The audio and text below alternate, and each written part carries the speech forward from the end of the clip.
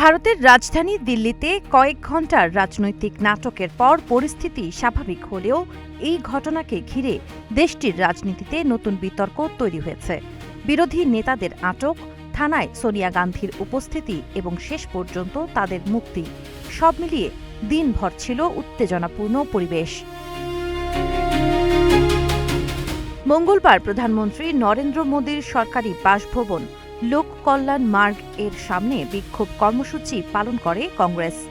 NEET পরীক্ষার প্রশ্ন ফাঁস, দিল্লিতে শিক্ষার্থীদের আন্দোলনে পুলিশি লাঠিচার্জ এবং শিক্ষা ব্যবস্থার নানা অনিয়মের প্রতিবাদে এই কর্মসূচির আয়োজন করা হয়।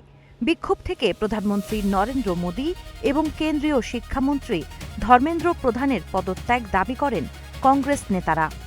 অবস্থান কর্মসূচির সময় বিরোধী দলীয় নেতা রাহুল গান্ধী, কংগ্রেসের সাধারণ সম্পাদক প্রিয়াঙ্কা গান্ধী ভাদ্রা এবং সমাজবাদী পার্টির নেতা অখিলেশ যাদব সহ একাধিক বিরোধী নেতাকে আটক করে দিল্লি পুলিশ।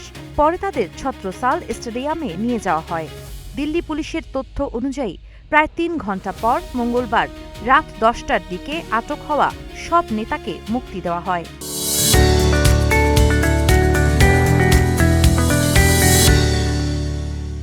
রাহুল গান্ধীকে আটকের খবর ছড়িয়ে পড়ার পর কংগ্রেস সংসদীয় দলের চেয়ারপারসন সোনিয়া গান্ধী মন্দির মার্গ থানায় যান।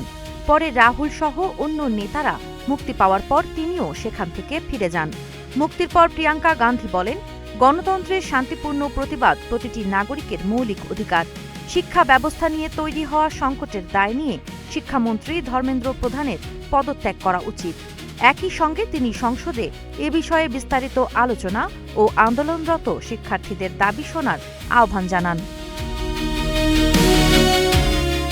অন্যদিকে ক্ষমতাসীন বিজেপি কংগ্রেসের এই আন্দোলনের সমালোচনা করে বলেছে, বিরোধী দলীয় নেতা হিসেবে রাহুল গান্ধীর আচরণ শোভনীয় হয়নি এবং তিনি পদটির মর্যাদা রক্ষা করতে ব্যর্থ হয়েছেন।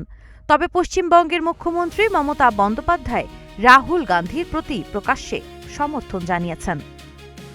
সাবা খান, নাগরিক প্রতিদিন।